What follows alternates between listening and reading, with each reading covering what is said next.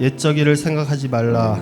보라, 내가 새 일을 행하리니 이제 나타낼 것이라. 오늘도 살아계셔 역사하시는 주여 하나님 아버지, 은혜를 진실로 주시러 감사를 드립니다. 주님께서 허락하시고 이끌어 주시어 온전한 주일을 맞아 이곳 주님의 전에 나와 주님 앞에 신령과 진정으로 예배할 수 있도록 허락하여 주심을, 또 원근 각지에서 이동하는 발걸음 위에 함께하여 주신 은혜를 진실로 감사를 드립니다.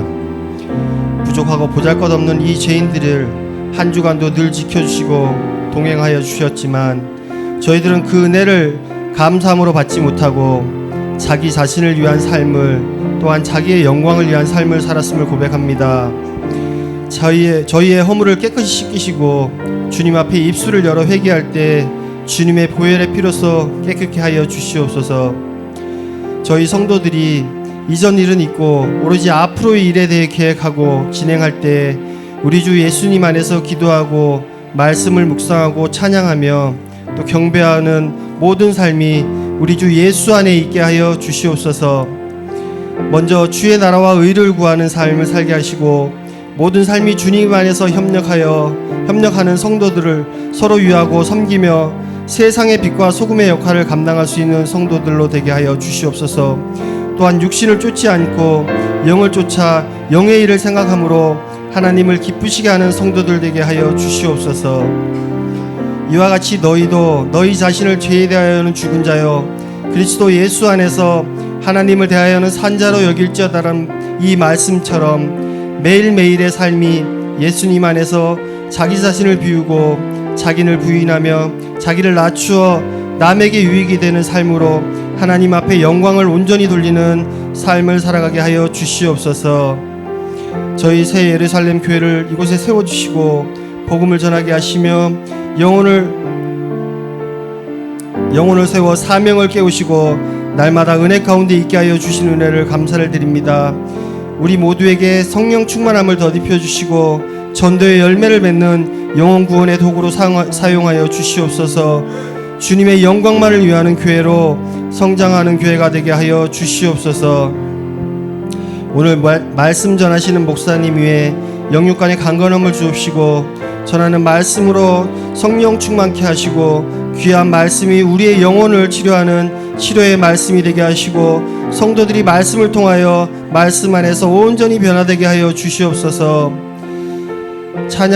성가대의 찬양을 기쁘게 받으시고 그들의 입술을 열어 찬양할 때에 성령의 임재와 치료와 감사의 역사가 일어나게 하여 주시옵소서. 주님께 모든 것 맡기고 감사드리며 예수님 이름으로 기도드립니다. 아멘. 말씀 보겠습니다. 본문은 로마서 6장 12절 14절. 오늘 말씀 제목은 부수고 다시 세워야 하는 성전.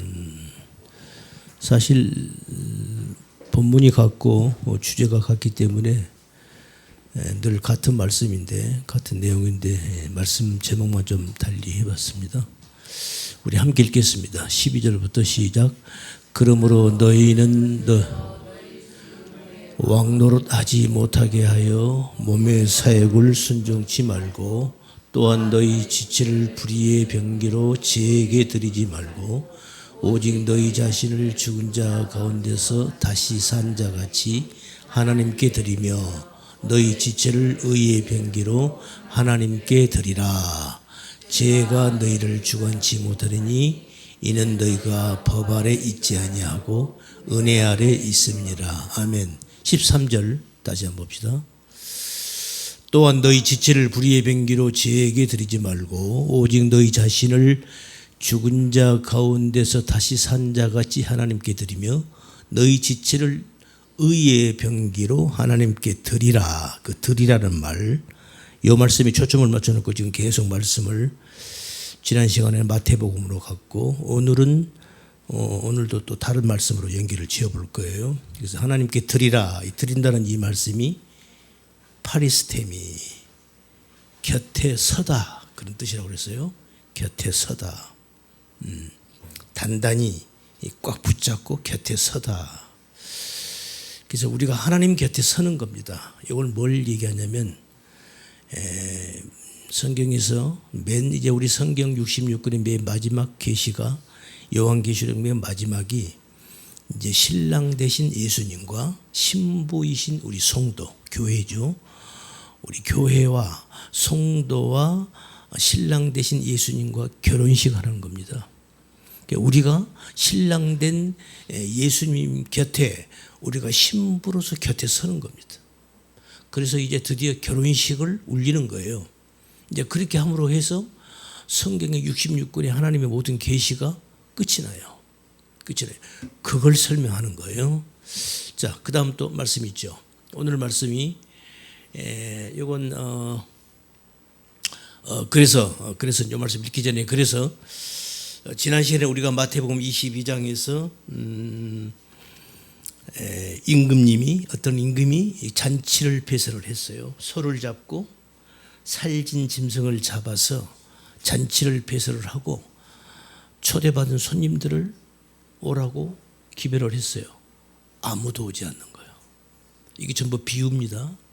하나의 상징이고 비유예요. 우리가 지난 시간에 공부했죠. 그 소를 잡았다는 게 무슨 의미인지, 살진 짐승이 어떤 의미인지 우리는 공부를 했습니다. 그러니까 이걸 모르는 거예요, 사람들이. 당시 유대인들도 모르고 그 말씀을 들은 그냥 겉으로 표피적으로만 성경을 보는 거예요. 그냥 소를 잡았다. 소고기 그냥 비프스테이크 많이 차렸겠네. 이렇게 생각을 하는 거예요. 그런 의미가 이건 하나의 상징이거든요. 뭐에 대한 상징? 천국에 대한 상징. 천국 잔치하는 거예요. 사실 이게 결혼식 잔치하는 겁니다. 이 구원의 문제란 말입니다. 이게 전부 상징이에요. 소를 잡았다는 것이 뭔지, 살진 짐승을 잡았다는 것이 뭔지를 모르는 거예요. 그래서 우리는 공부를 했어요. 그래서 우리 지난 시간에 그래서 살진 소, 이 소가 성경에서 뭘 의미한다? 하나님을 상징한다. 히브리어 맨 첫 글자 알레프라는 낱말, 그 알레프가 하나님입니다. 그런데 그게 원래 소의 형상을 따서 알레프라는 글자를 만들었어요. 그래서 소도 돼요. 소로도 표현되고 하나님으로도 표현이 돼요. 왜? 우리 인간이 하나님을 몰라요. 우리 인간이 하나님을 알 수 없거든요. 하나님을 어떻게 알아요? 하나님을 본 사람이 없는데 어떻게 합니까? 형이상학적인 그 하나님을 행위하학적인 이 물질적인 우리들이 어떻게 하나님을 아냐고요. 개념도 없는 겁니다. 그래서 하나님께서 너희들이 하나님이라고 여기는 그 하나님이 뭐야? 그러니까 소를 갖다 들이대거든. 그래, 그게 나야. 이렇게 된 거예요.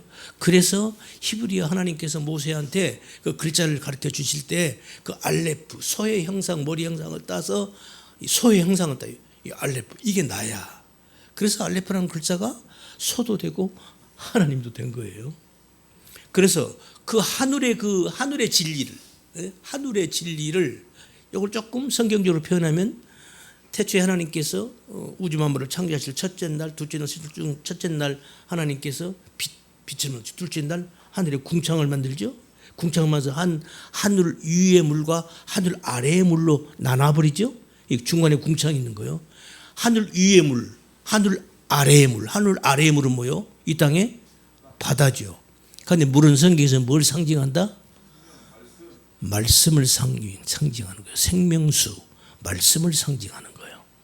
그래서 그러니까 이 땅에 있는 물과 하늘에 있는 물을, 그러니까 하늘에 있는 물, 그 생명수, 그 진리의 말씀을 이 땅의 물로 설명을 하는 거예요. 그러니까 이 땅의 물을 가지고 우리가 하늘의 진리를 알아먹으면 되는데 이게 못 알아먹으니까 문제가 되는 거죠. 그래서 지금 하나님께서 그 살진 소를 잡고 살진 짐승을 잡아서 잔치를 배설하는 거. 이걸 다르게 말하면 지난 것은 전부 다 때려 부셔야 되는 거야. 부수고 다시 세워야 되는 거예요. 그래서 예수님께서 요한복음 3장, 2장에서 이 말씀을 하시는 거예요. 그 46년 동안인가 지은 그 예루살렘 그 거룩한 성전을 보고 제자들한테 예수님이 하시는 말씀이 저 성전을 헐어라.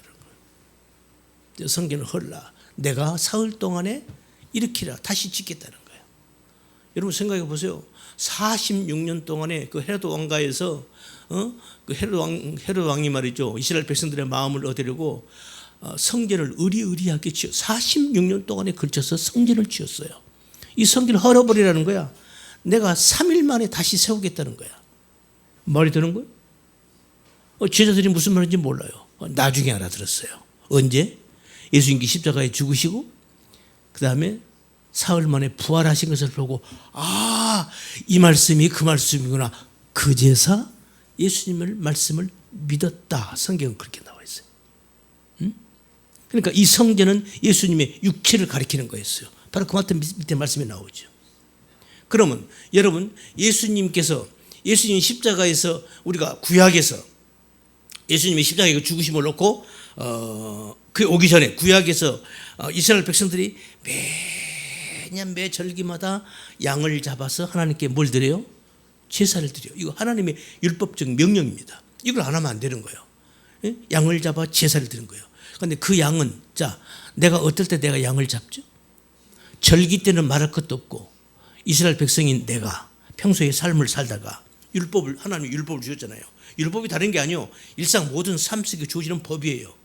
오늘날 우리로 말하면 헌법이에요. 우리가 길을 걸어 도로교통법이 있잖아요. 모든 법이 있잖아요. 그 법에 의해서 우리가 살잖아요.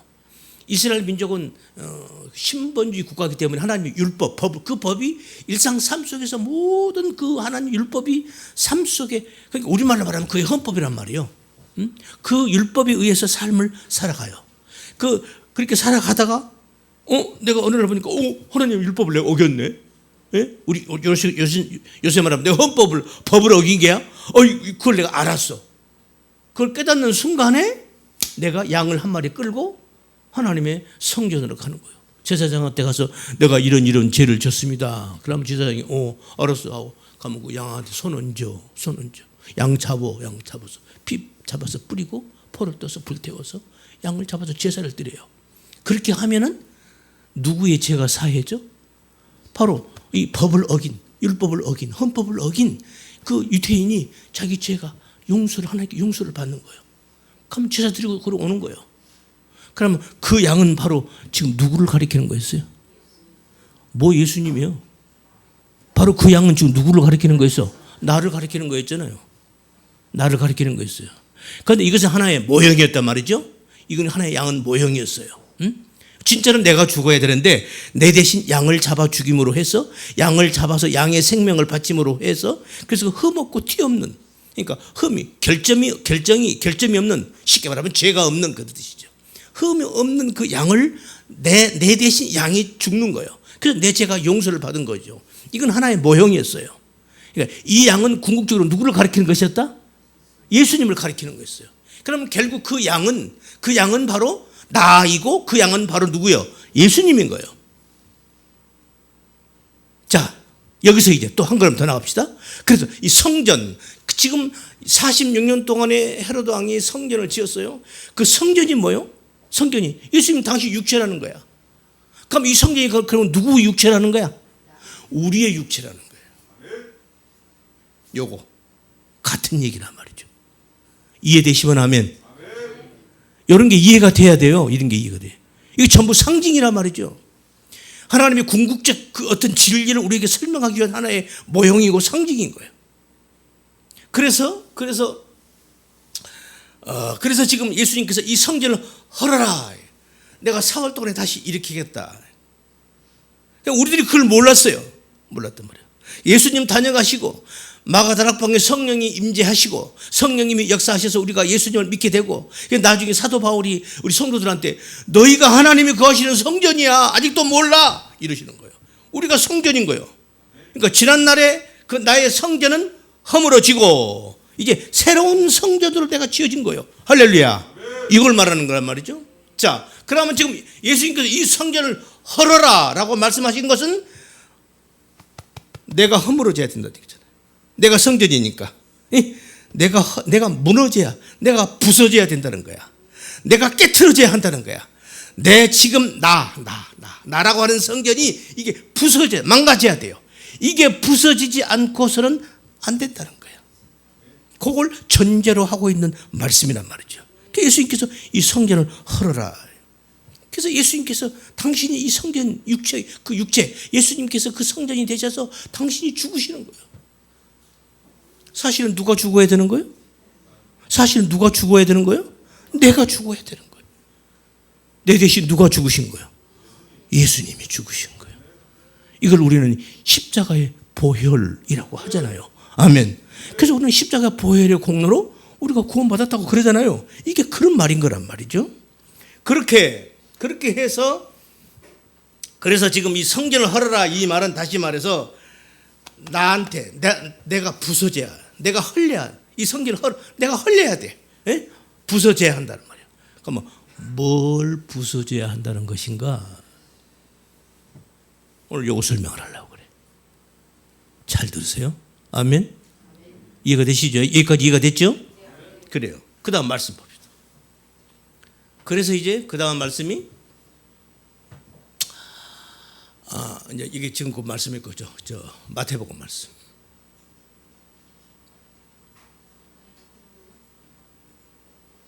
자, 이 마태복음 5장 17절 이하 우리 함께 읽읍시다. 시작. 내가 율법이나 선지자나 폐하러 온 줄로 생각지 말라. 이 폐하다가 영어로만 destroy, 멸망시키는 거예요. 이게 헐리는 거예요. 똑같은 얘기예요. 폐하러 온 줄로 생각지 말라. 그 다음에 폐하러 온 것이 아니요 완전케 하려 함이로다. 그 다음 말씀 있나요? 없어요? 하나만 됐어요. 자, 보세요. 갑니다. 이 말씀 가지고 설명을 해볼게요. 한번 들어봐요. 그래서 우리가 지난 시간에 말씀을 조금 더 설명을 하자면, 그래서 그 임금이 잔치를 소를 잡고 살진 짐승을 잡아서 잔치를 배설했는데 이걸 알아먹는 사람이 아무도 없어요. 그래서 아무도 안 오는 거예요. 상업차로 장사하러 뭐 시집가고 장가가야 되고 그리고 전부 다 뿔뿔이 다 가버리는 거예요. 그래서 그 임금이 종들을 시켜서 길 사거리에 가서 아무나 만나는 사람마다 우리 임금님이 잔치를 배설했으니 우리 잔치에 참석해 주세요. 그래서 사거리에 가서 만나는 사람마다 전부 데리고 온 거야. 그래서 그 잔치 그 자리에 손님이 꽉 찼어요. 그런데 손님이 다 찼단 말이에요. 그래서 임금이 딱 나서 보더니 보니까 어떤 사람이 예복을 입지 않았어. 당연한 거 아니에요? 길 걸어가다가 우리 임금님이, 우리 주인님이 잔치를 배설했으니 우리 주인님 집에 오셔서 잔치에 참석해 주세요 해서 끌려오다시피 왔는데 예복을 입고 왔겠어? 당연히 예복 안 입고 왔죠. 당연한 거 아니에요? 그런데 그 잔치집에 보니까 전부 예복을 다 입고 있는 거야. 지금 주인이 예복을 입었나 안 입었나를 점검하는 거예요, 임금이. 그런데 어떤 사람이 예복을 안 입었어. 이 예복은 누가 주는 거라고? 주인이 주는 거예요, 주인이. 그 잔치집에 들어올 때 주인이 예복을 줘요. 그런데 그 예복을 안 입고 앉아있는 사람이 있어요. 이게 전부 상징이란 말입니다. 그 주인이 너는 왜 예복을 안 입었지? 자기 종들을 시켜 저놈을 잡아다가 꽁꽁 묶어라. 묶어서 밖으로 내쳐, 어둠에 내쳐라 이러는 거예요. 그런 이를 갈고 있다. 이를 간다는 말이 분노해서 막 이런 의미도 있지만, 이를 간다는 의미는 뭐냐면은 우리가 밥을 먹을 때, 음식을 먹을 때, 이거 다 설명한 거예요. 음식을 먹을 때 갈잖아요. 그래서 어금니가 이게 아니고 이렇게 가는 거예요. 이렇게 가는 거예요. 그런 뜻이에요. 그 음식을 먹으면 음식물을 놓고 이렇게 씹는 거, 그걸 이를 간다고 그래요. 그런데 이게 입에 안에 아무것도 없어. 그럼 뭐예요? 어떻게 되는 거예요? 그럼 이빨이 갈리는 거죠. 음식이 속에서 갈리는 게 아니라 이빨이 갈리는 거죠. 그 잘못된 음식, 진짜 양식이 아닌 헛 양식을 우리 인간들은 먹고 있다. 그 양식, 그 살진 소가 바로 뭐였어요? 오늘 보니까 알곡이었단 말이에요. 할렐루야. 그러니까 그 양식을 못 먹는 거예요. 어떤 사람? 예복을 입지 않는 사람. 이 사람은 어떤 데서 이를 갈고 있단 말이에요. 헛것을, 이빨을 갈고 있는 거예요. 뭐 입에 진짜 양식이 아닌 헛 양식을 자기는 먹는다고 이를 씹으니까 이를 갈게 되는 거죠. 바로 그런 걸 의미하는 것이다. 자, 그래서 바로 예복이 없죠. 그런데 바로 주인이 예복을 주는 거예요.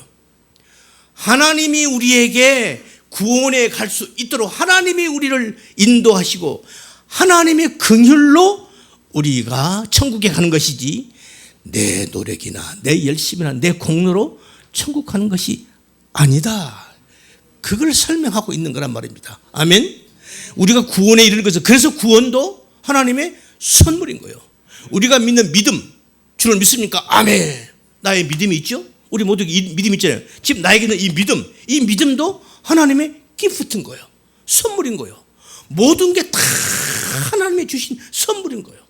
그래서 우리가 구원에, 우리가 믿음 생활도 할 수 있는 것이고, 교회에 나올 수 있는 것이고, 지금 우리가 이렇게 숨도 쉴 수 있는 것이고, 지금 이 순간 당장에 말이죠, 하나님이 딱 우리 손에 딱 떠나가면요, 숨도 못 쉽니다. 숨도 못 쉬어요. 내가 우리 한국에 1885년에 언더우드 아펜젤라로 붙어서 우리 개신교회 5년을 삼고 있는데, 그러니까 지금 몇 년 됐습니까? 130년이 다 돼가는가요? 그러죠? 그래요. 그런데 우리 기독교, 우리 개신교 역사 속에서 우리 한국에서 가장 위대한 목회자 한 사람을 들으라 하면은 한경직 목사님을 듭니다. 지난날에 영락교회에서 담임 목사를 하시던 한경직 목사님을 들어요. 그분이 고향이 이북이에요. 사실 여러분, 우리 대한민국은요, 이 하나님의 임재가, 성령의 임재가 평양에서 일어났습니다. 이북이에요. 마치 마가 다락방에 예수님 다녀가시고 마가 다락방에 성령이 임재하셨던 그 성령 강림이 우리나라에서는 평양 장대현 교회에서 일어났어요. 그래서 이게 전국으로 퍼져나간 겁니다. 얼마나 그 임재가 심했더니 그때 당시에 역사적 기록을 보면요, 중국에까지 흔들렸다고 그래요. 예? 만주는 말 것도 없고 중국에까지 이게 뭐야? 그 울림이 온 거예요. 얼마나 놀라운 일입니까? 평양 시내에 있는 우리 평양 시민들이 말이죠, 교회를 나가든 안 나가든 주일날은 전부 다 상가 문을 다 닫았다고 그래요. 뭔가 이상한 거야. 믿는 사람들은 당연히 교회 나오는 것이고, 안 믿는 사람들도 교회는 안 나가지만 상가 문을 닫은 거예요. 이게 뭔 일이래? 그 정도로 강하게 성령 강림이 평양에서 있었습니다. 그런데 이 나라가 공산주의, 정치하는 이 정치 체계에 의해서, 논리에 의해서 북한은 공산주의가 들어왔고 남쪽은 민주주의가 들어왔어요. 그래서 북한의 이 공산주의하고 우리 교회하고는 상극입니다. 공존이 안 돼요. 아시겠습니까? 공산주의하고 우리 교회하고는 상극이에요. 공존이 안 된다고요. 잘 들으세요. 잘 들으세요. 예? 예? 지금 이 정부가 말이죠, 법무부 장관을 세우려고 했던 그 조국이라는 사람, 제가 이런 말을 안 할 수 없어요. 이 사람이 어떤 사람인지 아십니까? 그 사람 석사 논문에 뭐라고 하는 줄 아세요? 이 사람이 논문을 논문에 뭘 연구했는가? 레닌의 칼막스의 공산주의에 대한 법을 연구를 한 사람이요. 그리고 자기가 논문을 썼어요. 그 논문에다 뭐라는 줄 아십니까? 우리 대한민국은 사회주의, 공산주의로 가야 한다. 아시겠어요? 그리고 그러려면 우리 대한민국에 교회가 없어야 한다. 이게 조국의 논문이에요. 이런 사람을 법무부 장관으로 세우려고 하는 거예요. 이게 가당하는 일입니까? 에? 내가 왜 이런 얘기를 하는가? 아니, 목사님 그렇게 정치 발언하세요? 그런 소리 하지 마세요. 교회가 뭔데요? 교회와 정치는 불가분의 관계입니다. 동반자의 관계인 거예요. 일본 사람들이 우리 교회가 하도 독립운동, 자기들 식민 정치 하는데 하도 교인들이 반대를 하니까, 야, 정치와 교회는 분립이야. 이것을 일본 사람들이 이렇게 비틀어서 얘기를 한 거예요. 그걸 우리 한국 목회자들까지도 그걸 그대로 받아들여가지고 정신 나간 소리들을 하고 있는 거예요. 에? 여러분, 역사를 바로 아셔야 합니다. 그래서 이 공산주의와 우리 기독교는 상극입니다. 공존할 수 없는 거예요. 그래서 공산주의가 세면은 교회가 지하로 내려가야 됩니다. 활동을 할 수 없어요. 전부 죽이는데. 후르시초프가 그랬나요? 지금은 다 무너졌지만 러시아가. 후르시초프가 그런 얘기를. 후르시초프요? 후르시초프 바로 앞에 간 누구예요? 후르시초프 다음에 고르바초프. 그 다음에 누구였죠? 아마 후르시초프, 소련 수상이 그랬잖아요. 내가 공산주의를 해가지고 우리 러시아에 있는 모든 교인들을 전부 다 싹 쓸어버린 다음에 마지막 남은 교인 하나를 공개 처형을 하는 것을 온 세계 인민 앞에 내보이겠다. 이렇게 말을 했어요. 이게 되는 얘기냐고요. 이거 안 되는 거예요. 그래서 죄송합니다. 제가 또 열을 받아가지고. 그래서 우리가 하나님 나라, 그 교회, 이 교회와 이 사회주의, 이 잘못된 이론과는 절대 상극이다. 공존할 수 없다. 어쨌든 그래서 이제 하나님께서는 지금 예수님께서는 그 마태복음 22장에서 그 혼인잔치의 비유를 통해서 하나님이 주신 예복을 입은 자라야만이 구원에 이를 수 있는 겁니다. 이 공산주의 사회주의들은 하나님 자체를 인정하지 않기 때문에 그걸 말할 가치도 없는 거죠. 그래서 이제 오늘 이 시간은 그래서 이제 오늘 하나님께서 지금 예수님께서 그 성전을 헐어버려라 한 그 성전을 헐어라. 그 성전은 바로 예수님이 육체를 가리키면 곧 그것은 우리를 가리키는 것이다. 나를 가리키는 것이다. 그러니까 내가 헐려야 되는 거죠. 왜 헐려야 되는가? 무엇이 헐려야 되는가를 오늘 설명한다고 그랬어요. 들어보세요. 그래서 오늘 말씀이 자 다시 마태복음 갑시다. 이 말씀을 잘 제가 설명을 해보고 들어보세요. 조금 딱딱할 수도 있는데 그래도 들어보세요. 자 보세요. 내가 율법이나 선지자나 폐하러 온 줄로 생각지 말라. 폐하란 말은 디스트로이, 멸망하다 그런 뜻이라고 그랬어요. 생각지 말라. 폐하러 온 것이 아니요 완전케 하려 함이로다. 예수님께서 하신 말씀이에요. 자 여기서 율법이나 선지자, 율법 이거 다 율법을 구약 선지자를 말하는 거, 율법을 상징하는 거예요. 율법을 말하는 거예요. 자, 이 율법을 예수님께서 폐하러, 디스트로이 하러 왔다는 거예요. 율법을 멸망시키러 오셨다는 거예요.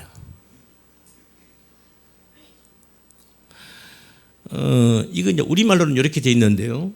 이제 우리가 헬라어 원문을 보면은 이렇게 돼 있어요. 맨 앞에 메 노미세테 이렇게 나와요. 영어로 말하면 don't think예요. Do not think. 그렇게 생각하지 마라. 히브리어 헬라어를 이제 그냥 들으세요. 히브리어 헬라어에서는 가장 그 문장의 그 어떤 그 문장에서 가장 중요한 낱말을 맨 앞에 내놔요. 항상 그렇게 하고 이 글을 써나가요. 그러니까 노미세테, 이게 노미세테라는 이 말은 노미조에서 온 낱말인데요. 이건 법에 따라 생각하다 이런 뜻이에요.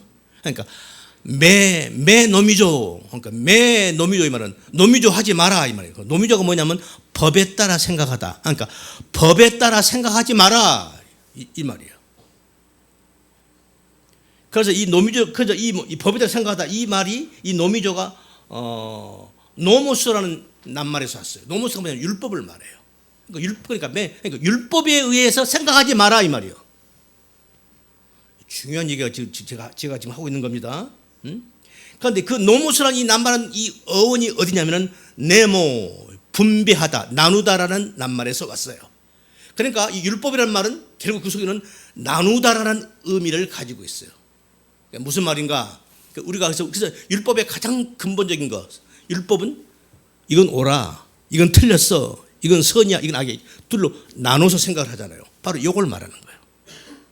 그래서 우리가 오늘날 교회 안에서 저 집사님은 아주 율법주의자야, 우리 이제 그러잖아요. 예? 어떤 사람한테 그런 말을 하죠?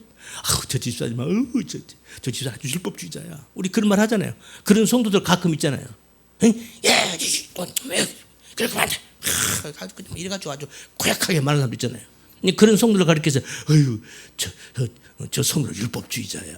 이렇게 선과 악으로 나누어서 보는 시각, 이걸 보고 그렇게 보는 것을, 그런 자를 율법주의자라고 그러는 거예요. 지난날의 구약에 예수님이 오시기까지 유대교들이 그렇게 신앙생활을 했어요.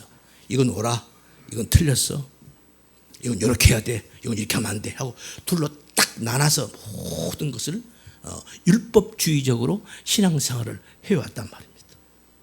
그런데 지금 예수님께서 지금 내가 율법이나 선지자로 폐하러 온 일을 하지 말라. 여기서 지금 그 율법을 율법적으로 생각하지 말라는 거야. 그럼 어떻게 하라는 거예요?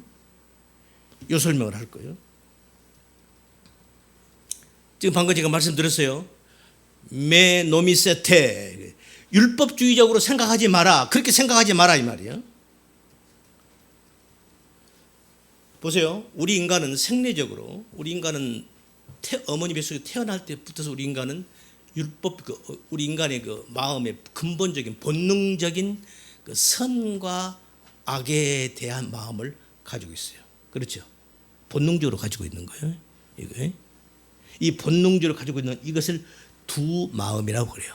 선한 마음, 악한 마음. 또는 그 조금 더 나가면 저 사람은 선한 자, 이 사람은 악한 자. 이렇게 표현도 하겠죠? 그죠? 저 사람은 의로운 사람, 저 사람은 아주 죄인, 아주 나쁜 인간. 이렇게. 이 둘을 이렇게 나눠서 이렇게 우리는 그런 시각을 가지고 자꾸 사람들을 보려고 해요.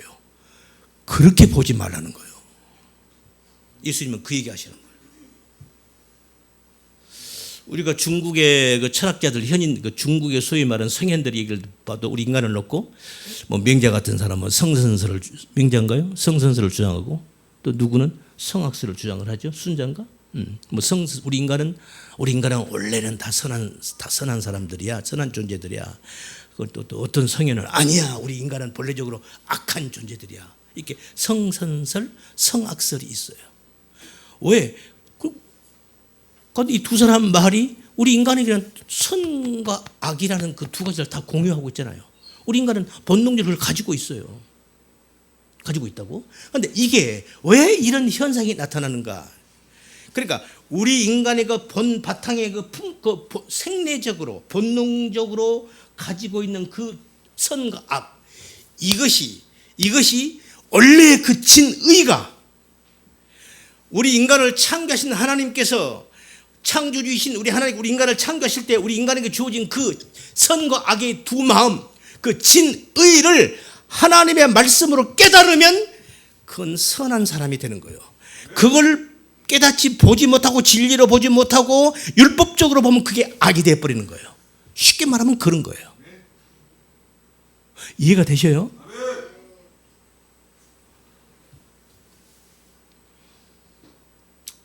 그래서 성경에 보면 구약에서도 벌써 이 말씀이 있어요.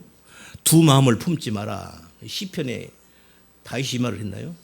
내가 두 마음을 품는 자를 미워하고 주의 법을 사랑하나이다. 그런데 유태인들이 이렇게 두 마음을 갖게 된 이유가 뭐예요? 율법에 유태인들이 말이죠. 오랜 동안 이렇게 신앙생활을 해오면서 유태인들은 그 이민족의 침입을 많이 받았잖아요. 뭐 나무다리에 끌려가서 몇백 년 사는 것은 보통이야. 우리나라 뭐 일본에 36년간 뭐 그 식민생활, 그건 세 발의 피요. 유태인들은 말이죠. 예수님 다녀가시고도 예수님 오시기 전부터서 벌써 로마에게 멸망해가지고 1948년, 그건 2000년을 유태인들은 뿔뿔이 흩어져 살아요. 온 세상에 자기 나라 땅덩이까지 다 잃어버리고 살아요. 그리고 48년에 다시 지금 예루살렘으로 돌아갔잖아요. 1948년입니다. 45년이야? 48년이야? 헷갈리네? 45년인가? 그때 8년인가? 그때 돌아가는 거예요. 그러니까 그건 2000년 만에 돌아가는 거예요. 이게 유태민족의 역사입니다. 세상에 이런 민족이 없어요.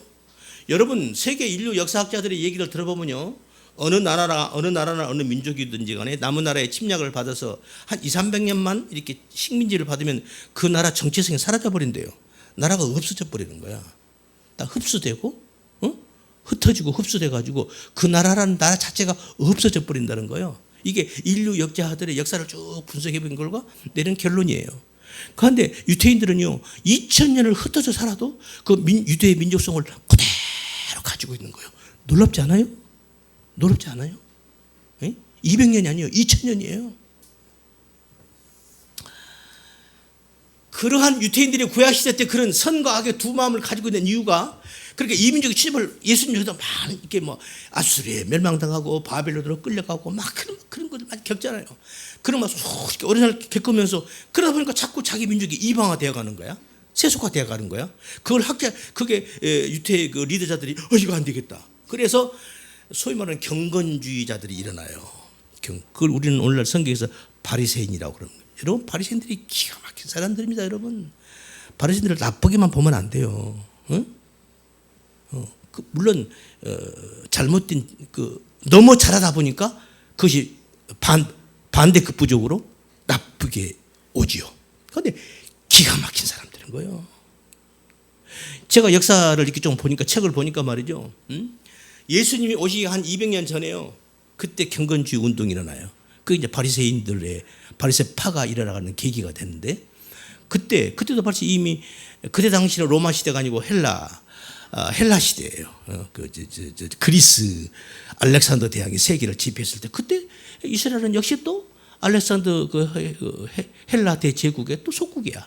그러고 있을 때, 근데 여러분 오늘날 우리가 일반 학교에서 공부하는 그 모든 학문의 최고봉이 다 뭐예요? 헬라 그리스에서 나온 겁니다. 아시겠죠? 그런 거예요. 그 세계 최고의 학문이에요. 로마가 그리스를 제패하고 로마를 무너뜨리고 로마 제국을 세웠는데도, 세워놓고 딱 보니까 그 그리스 그 나라가 워낙 지적 학문적으로 워낙 이게 높으니까, 자기가 그리스를 점령해서 다 무너뜨리고 나서도 로마인들이 그 그리스의 학문을 배우려고 난리를 친 거 아니에요? 여러분, 우리 신약 성경에 뭘로 돼 있어요? 헬라어로 돼 있어요. 그렇게 지식의 최고봉에 절정에 달했던 거예요. 바로 그런 시대 때 그 유대인들이 이제 헬라 그리스의 그 식민 자리에 있으면서 아주 그냥 유대 왕들이 그냥 우리 차라리 전부 그냥 우리 그리스식으로 우리 가자, 헬라 정책을 편 거야. 이러니까 유대 국민들 중에 이건 안 돼 하고 저항을 하기 시작한 거예요. 이게 경건주의, 바리새인들의 운동의 시작입니다. 그런 중에 그때 그 아리스토블루스라는 그 왕이 이 왕이 갑자기 죽었어요. 옛날에는 그냥 왕 밑에 이제 동생들은 자기 정적이잖아요. 형제가 아니고, 그렇죠? 아차 하면은 자기 왕권이 흔들려. 자기 바로 밑에 동생이 깜빵에 갇혀 있었어요. 왕이 죽었어요. 그러니까 그 왕의 부인이, 왕비가 자기 남편인 왕이 죽어버리니까 이제 그러면 이제 모든 정권이 날아갈 거 아니야? 그러니까 어떻게 해요? 깜빵에 있는 자기 시동생을 꺼내. 그리고 시동생하고 결혼을 해버려. 그래가 정권을 유지를 해가요. 이거 무슨 이게 무슨 가문이야? 부산 자갈치 시장에 그런 가문이야? 그러니까 그걸 보고 유대인들이 바로 그 경건주의 운동하는 사람들이 안 된다. 왕이요, 그러시면 안 됩니다. 지적을 해요. 그러면 어떻게 했어요? 가만 놔두겠어요? 댕강 목을 치는 거야. 또 나와. 안 됩니다. 댕강 안 됩니다. 죽여. 안 됩니다. 목쳐. 안 됩니다. 계속 나오는 거야. 그때 당시 한 800명이 죽었다고 기록에 나와 있어요. 800명을 죽이는데도 계속 나오는 거예요. 왕이여, 그러시면 안 됩니다. 왕비여, 그러시면 안 됩니다. 이거는 그러면 하나님, 이건 윤리와 도덕으로 이거 어긋납니다. 그럴 수 없습니다. 이렇게 나오고. 그걸 백성들이 어떻게 보겠어요? 우와, 똑같은 유대인인데, 우와. 그때부터 유대인들이 그 바리새인들을 존경하기 시작한 겁니다. 그럴 거 아니겠어요? 800명이 죽어 나오는데 계속해서 나오는 거야. 안 됩니다. 꼭 누구처럼? 예수님 때 누구? 세례 요한이 그랬잖아요. 세례 요한이. 이름도 똑같아. 그 아리스토블루스 그 왕의 그 여자가 이름이 살로메야. 헤로도 왕 때도 그 살로메 아니에요?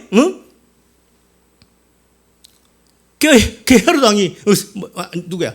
세례 요한이 살로메 헤로도 왕 때 그러면 안 됩니다. 저런 목쳐. 그래서 세례 요한이 목자로 죽임을 당한 거 아니에요? 그런 거란 말이죠. 이 바리새인들이 이거 안 되겠다 해가지고 율법을 분석을 하기 시작합니다. 정리하고 분석을 해요. 그때 그렇게 해서 613가지의 윤리와 규례를 만들어내요.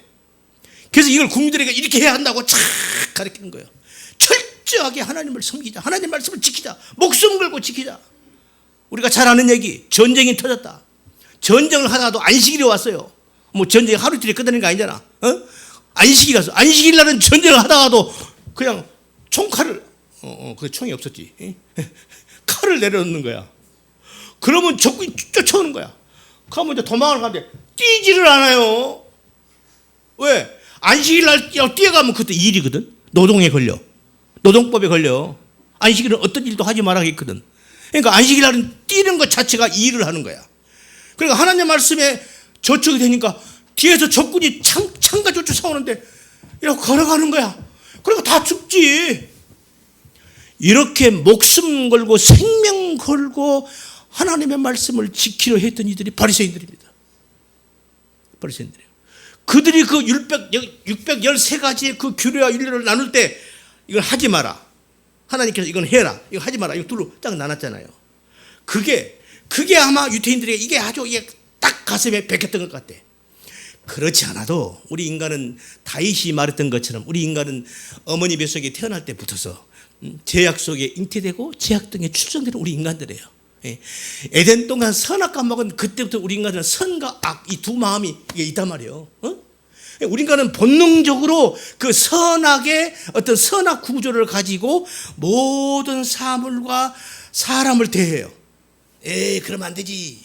이래야지. 물론 옳고 그름은 얘기를 해야 되겠죠. 옳고 그름은 우리가 분별을 해야 되겠지만, 이렇게 우리 이렇게 율법적으로 선과 악으로 사람과 사물을 대하는 거예요. 이게 율법주의라고 그러는 거예요. 이게 두 개로 보는 거. 여러분, 고재봉 같은 그 흉악한 그 살인마가 어떻게 하나님의 사람이 될 수 있죠? 그럼 이 사람은 진짜 선인이었던 거예요? 악인이었던 거예요? 이런 문제인 거예요. 구원이란 무엇인가? 우리 인간의 이 두 마음을 하나로 묶는 것. 이게 구원입니다. 예수님이 그 얘기하는 거예요. 할렐루야. 그래서 지금 그래서 예수님께서 그래서 내가 율법을 폐하겠다는 거예요. 그런데 그렇게 생각하지 말라는 거야. 그러나 이걸 직역을 하면 이렇게 돼 있어요. 직역을 하면 이 말씀을 직역을 하면요 이렇게 돼요. 한번 들어보세요. 내가 써왔는데 이 말씀을 직역을 하면요 이렇게 되죠. 나는 율법과 선지자를 폐하러 왔다. 그러나 그렇게 생각하지 마라. 폐하러 온 것이 아니라 완전케 하려고 왔다. 직역을 하면 이렇게 돼요. 아시겠습니까? 그러니까 무슨 말이냐면은 그러니까 예수님께서 지금 사도 바울이 로마서에도 그런 말하죠. 율법으로는 된다 안 된다? 구원에 이를 수 없다. 율법은 안 된다 그러잖아요. 그런데 또 나중에는 그러나 율법은 나쁜 거다 좋은 거다. 또 좋은 거라고 그래요. 이게 무슨 말인가? 이걸 생각하시면 돼요, 여러분. 저는 이 말씀을 묵상하면서는 그 생각이 버뜩 떠올라서 우리가 지금 요한복음에서 우리가 레마 로고스라는 낱말이 나와요. 말씀이야 다 같이 말씀. 하나님의 여호와의 말씀을 로고스로 표현되고 레마로도 표현돼요. 그 로고스라는 말은 무슨 말이냐면 쉽게 말하면 말씀을 담은 그릇을 말하는 거예요. 그 안에 담긴 내용을 레마라고 그래요. 쉽게 말하면 이거 조금 어려우니까 놔두고 우리 계란 닭이 알을 낳잖아요. 그러니까 알이 이렇게 달걀이 있어. 그 달걀 속에 뭐가 있죠? 깨보면 그 속에 뭐 있어? 노른자가 있고 흰자가 있고 공기 주머니가 있고 그러죠? 예. 이것이 말이죠. 속에서 이제 암탉이 알을 품어. 이것이 이제 그 알이 말이죠. 병아리가 돼요. 한 20일은 병아리 돼요. 병아리가 딱 되면요. 그 안에 그 계란 안에 그 달걀 안에 이 공기 주머니가 있어요. 안에 이 알이 병아리가 딱 되면요. 그 안에 공기 주머니 그걸 숨을 쉬어요. 근데 이건 한계가 있죠. 한계가 있는 거예요. 그러면 어미닭이 딱 보고 안에서 병아리가 새끼가 다 됐어. 그러면 정확하게 그 병아리가 다 된 그 공기 주머니에 숨을 최소한의 숨은 쉬었죠. 그 다음에 이제 그 수컷이 거의 다 떨어지죠. 아니면 죽는 거예요. 그러니까 그걸 어미가 다 알아요. 딱 보고는 그 속에서 병아리가 다 된 것이 이제 이렇게 하면은 그 불이 거기다가 정확하게 어미닭이 탁 깨트려 줍니다. 저는 그걸 봤어요. 어렸을 때. 예? 어렸을 때 시골에 우리 할머니가 닭을 이렇게 암탉을 딱 품고 달걀을 품고 내가 그걸 어렸을 때 본 거예요. 난 그걸 뭔지 몰랐는데 내가 성경을 보니까 이게 그거구나. 어미닭이 정확하게 탁 줘요. 그러면은 그 속에서요. 그럼 계란이 탁 깨지는 거야. 그럼 거기서 노란 부리가 이렇게 나와요. 이 껍질을 깨줘야 되는 거예요. 그 안에 병아리가 되기 전에는 이 계란 껍질이 필요해 안 필요해? 절대적으로 필요하죠. 그런데 이제 그 안에서 그 알이 병아리가 됐어. 새로운 생명체로 탄생을 했어. 그러면 그때는 이 껍질이 있어야 돼? 깨져야 돼? 깨져야 되는 거예요. 요거 안 깨면 병아리는 죽는 거예요. 요걸 말하는 거예요. 율법이 바로 그런 거란 말이에요. 율법이 하나의 계란 껍질과 같은 거예요. 율법이라는 그 그릇 안에, 그 표피적 그 율법 안에 진리가 그 속에 담겨 있거든요. 그 진리를 보고 우리가 깨달으면 돼요. 그러면 그때 깨달으면 그래서 병아리가 돼서 나올 때 껍질을 부숴야 되는 거예요. 그래서 율법이 부서져야 되는 거예요. 고에게 하는 거예요. 그래서 내가 율법을 폐하러 왔다고 그런 거예요. 할렐루야. 이해가 되셔요? 이런 말씀이란 말이죠. 이런 말씀인 거예요. 그래서 오늘 말씀은 조금 일찍 끝낼게요. 그래서 우리는 율법이 가지고 있는 그 613가지 중에 하라, 하지 마라. 하지 마라가 더 많아요. 한 300가지가 더 넘어요. 더 넘고 하라는 말씀은 조금 더 적어요.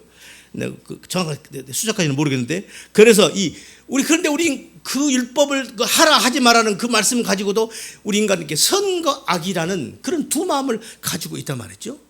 그런 두 마음, 그 두 마음을 갖지 말라는 거예요. 성경에서는 두 마음을 가진 것을 악이다, 죄다 이렇게 표현을 해요. 제가 조금 전에 제가 읽었나요? 내가 두 마음을 품는 자를 미워하고 주의 법을 사랑하나이다. 이 시편 기자가 한 얘기예요. 호세아 선지자가 이런 말을 했어요. 저희가 두 마음을 품었으니 이제 죄를 받을 것이라. 두 마음 품으면 되는 거예요, 안 되는 거예요? 안 되는 거예요.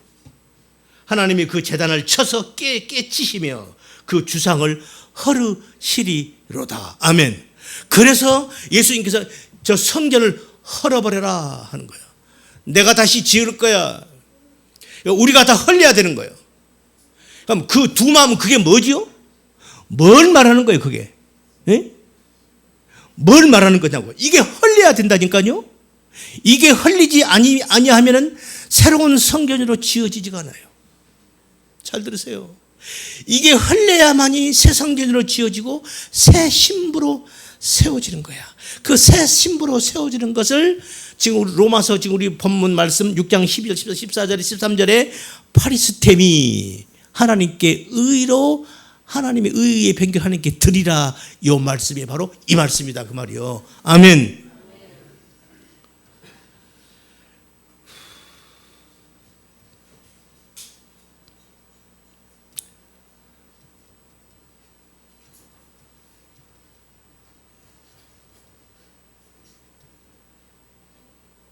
그래서 성경은 우리들에게 그 율법 속에 들어있는 그 껍질과도 같은 그 율법 속에 들어있는 그 진의, 하나님의 그 진리를, 하나님 예수님께서 이 땅에 오셔서 그 진리를 가르쳐서 그 진리로 우리를 완성하는 거, 완성해 가는 거. 그래서 예수님이 이 땅에 오셔서 그 말씀을 가지고 우리가 그 알에서 병아래가 되어서 나오는 거예요. 그래서 병아래가 돼서 그 율법 껍질을 깨트리고 우리가 나와서 이제 어미 암탉이 되는 거예요. 우리가 예수가 되는 겁니다. 작은 예수들이 되는 거예요. 또 내가 예수가 된다고 하니까 또 야 이단 나왔다 오해하지 마시고 우리 모두가 작은 예수가 되는 거예요. 할렐루야. 이걸 말하는 거예요. 이걸 말하는 거예요. 여기서 우리가 문자적으로 이것을 우리가 부서져야 할 것이 무엇인가, 그것을 이제 설명을 하려면 이걸 들어가면 중간에 끊을 수가 없으니까 이걸 하려면 또 한 시간이 많이 가니까 이건 다음 시간에 설명을 하기로 하겠습니다. 이것을 문자적으로 어원을 들어서 문자적으로 설명을 해도요 너무너무 기가 막히게 재밌어요. 저는 이걸 보면서요 너무너무 재밌는 거예요. 이 문자적으로 봐도 그렇게 이 말이 그렇게 잘 맞는지 말이죠. 이 율법, 이 노모스, 모노스, 이걸 헬라어로 모노스, 이것은 이거 율법인데 이것을 헬라어 말, 히브리어 말하는 토라라고 그래요. 토라. 율법을 토라라고 그래요. 율법 토라요. 이걸 파자를 하니까요. 오늘 아침에 내가 그 토라를 파자하는 것을 이렇게 내가 정리하고 있는데 우리 막내가 왔어. 그래서 내가 그 정리하다가 말았는데 그것을 토라를 파자를 해서 보면요 기가 막혀요.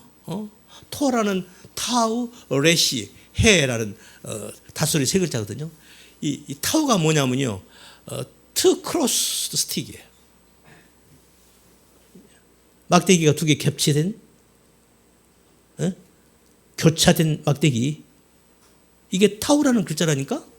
토라 할 때 타우. 그럼 이게 뭐예요? 십자가 얘기하는 거예요. 그 다음에 두 번째가 렛이라는 이 우리나라 기역과도 기역자가 비슷하게 생겼어요. 렛이라는 글씨. 이건 뭐냐면은 첫 번째 남자, first man, beginning 이런 뜻도 되고요. top, 최고 이런 뜻도 되고요. 시작하다 이런 뜻이에요. 그러니까 하나님께서 십자가로 시작하시는 거야. 시작을 해서